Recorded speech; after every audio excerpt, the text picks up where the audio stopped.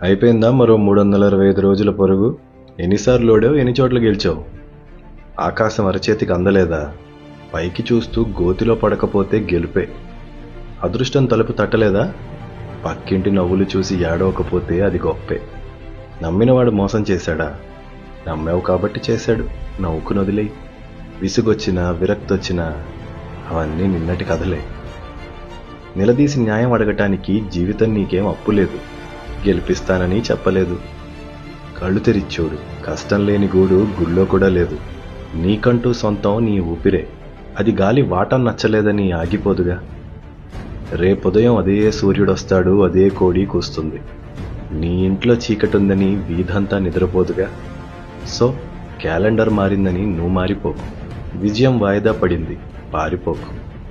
ప్రయత్నం మాత్రమే నీ సంకల్పం అయితే గెలుపు లేని రోజుందా? సాధనొక్కటి నీ నేస్తమైతే చిక్కు వదలని ప్రశ్న ఉందా? ఆ నల్లనయ్య చెప్పనే చెప్పాడు, కర్మణ్యే వాధికారస్తే మా ఫలేషు కదాచ.